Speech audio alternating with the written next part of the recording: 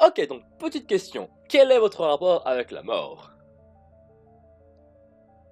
Bon, ok, c'est une question un petit peu glauque, mais c'est le sujet autour duquel tourne Roten. Générique.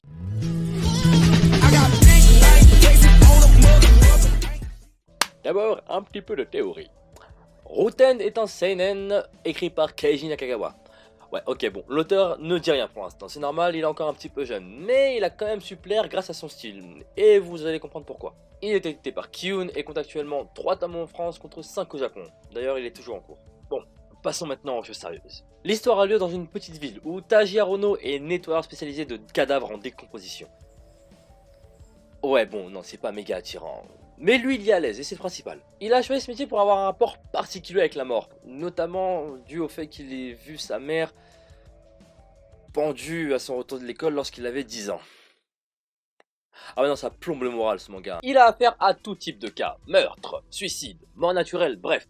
À chaque fois qu'il y a un mort en décomposition ou laissé à l'abandon, lui, il est là pour nettoyer. Mais son quotidien se verra bouleversé lorsqu'un tueur en série commencera à sévir dans le quartier. Et là, c'est le début des haricots. Non, c'est la fin des haricots. Bref, c'est la merde. Par chance, Taji se verra assigner par son patron l'appartement où a lieu la dernière scène de crime. Et cette affaire prendra une tournure particulière et surtout personnelle lorsqu'il s'apercevra que son patron est de près ou de loin lié à toutes ces affaires en fait. Et c'est à partir de ce moment-là que commencera une chasse à l'homme entre Taji et la police et notre fameux tueur en série. Donc il y a pas mal de points à mettre en avant. Déjà le format du manga. Comme je l'ai dit au début de la vidéo, les tomes sont édités par Kiyun, donc des tomes particulièrement conséquents. Mais pour autant contient des chapitres relativement courts, moins de 30 pages, ça permet de bien segmenter l'histoire au fur et à mesure. En plus de ça, il ne contient pas forcément beaucoup de bulles, ni trop, ni pas assez, bref c'est le dosage parfait. Et même si c'est un manga assez sérieux, on est quand même content de ne pas être submergé de trop d'informations et trop de textes à lire, bref c'est assez lourd au bout d'un moment. Ensuite, le sujet à proprement parler me semble assez intéressant. Même si cet auteur n'est pas le seul à le faire, je trouve ça quand même vraiment bien de prendre ce sujet-là qui semble pas forcément tabou, mais que tout le monde n'aborde pas de manière régulière. On donne pas son avis tous les jours sur la mort. Et on découvre à travers l'histoire différents profils, donc par la même occasion, différentes manières de faire son deuil. Alors concernant les personnages, je suis un petit peu dubitatif.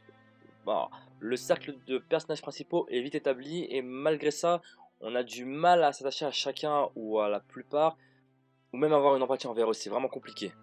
Mais on aura le droit de les découvrir plus en détail grâce à des flashbacks qu'on découvrira au fur et à mesure de l'histoire.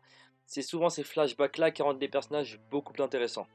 Alors concernant les dessins, il faut quand même admettre que je les trouve assez agréables. Alors malgré que je ne trouve pas les dessins particulièrement magnifiques, c'est pas pour autant que je les trouve moches en retour. Non, déjà on voit que le faciès des personnages est bien mis en valeur et bien mis en avant. Donc comme j'ai dit au début de la vidéo, on a actuellement 3 tomes de sortie, et je trouve que c'est quand même une assez belle surprise que j'ai eue là. Alors j'ai fini le dernier tome il y a quelques jours et j'avais vraiment envie de faire ma première critique sur celle-ci parce que je trouve que c'est un manga qui mérite d'être mis en avant, il n'a pas eu beaucoup de pubs. Alors pour le moment je vais lui attribuer la note de 7 sur 10 car je trouve que pour un premier manga de cet auteur, c'est déjà un bon début mais on peut s'attendre à beaucoup mieux par la suite. Mais il donne malgré tout envie de continuer, c'est ce que je vais faire par la suite vu qu'il y a encore 2 tomes d'officiel de prévu et peut-être plus, on verra par la suite. Voilà, c'est tout pour cette première critique, j'espère qu'elle vous aura plu et qu'elle vous aura aussi convaincu à commencer ce manga. Si c'est le cas, n'hésitez pas à le dire dans les commentaires et surtout pourquoi. Voilà, c'était tout pour moi, c'était Saiko-san et je vous salue.